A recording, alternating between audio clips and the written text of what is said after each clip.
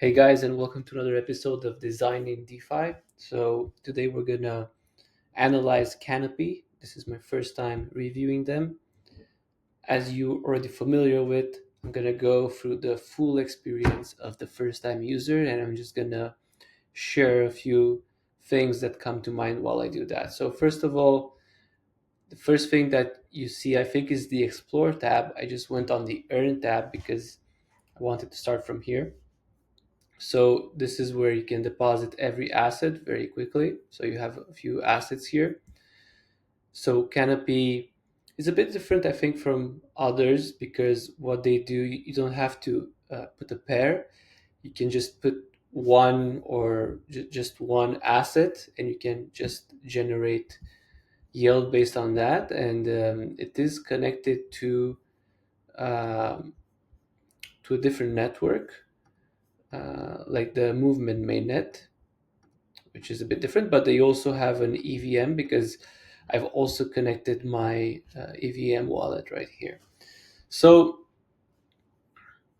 yeah, this is like, I think this is the quick deposit one, so you don't have to think about it too much. But if we go to the Explorer, we have the TVL, wallet balance, position value, so you can filter through all of these. What I really like is to see the high TVL because I know these would probably be the most reasonable to deposit. And then here you have the total TVL. Another metric I would add here from a design perspective would be maybe the volume, like the actual volume, just to understand how much people are transacting here.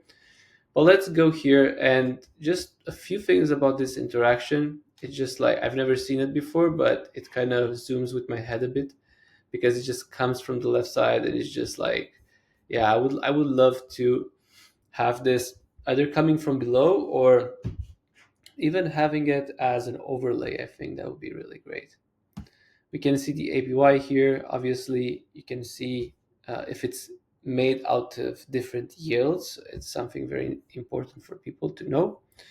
So if we go here, we're gonna have 7 day, 14 days, and 30 days. So I guess by just looking at this, this is the TVL over time. One thing I would change here is just making sure people understand this is TVL overtime because there's no actual title here that says TVL overtime. So I think that's an important thing. Also, we have the LP price. We have, yeah, so this is also interesting for people to know, the LP price, the liquidity provider.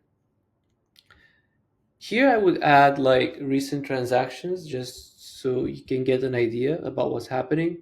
And on the right side, you can deposit directly this asset. But I really like others, the way they do it. Like, for example, maybe you have a different asset and you want to already swap and deposit directly for that. So I would definitely include another input here on top of this just in case you want to add another asset so you don't have to go and deposit it. So I've seen that a lot, especially in what I've designed for my clients, is that a lot of users, the reason why they don't use these to swap is because they feel that they're not getting the best return for their swap. So if you mention that to them and if you say, look, this is, you're going to get like a really good rate because this is the best that we can find based on aggregators, a lot of people would be very inclined to do a swap here if they have a different asset. So I would say this is really good, but I would definitely include that or at least ask users and see what they say. Cool. So let's go just back. We also have swap. So obviously you can do the swap here, which is what we were discussing there. And we have rewards here where you can see your lifetime rewards and your unclaimed rewards. It's a pretty simple experience, to be honest. It's very, very simple. And this is how design should be. It shouldn't be complicated. I like I like the simplicity of it. It doesn't have too many pools here, but very, very simple. So yeah, if you guys enjoyed it, drop a like and subscribe, and see you on the next one.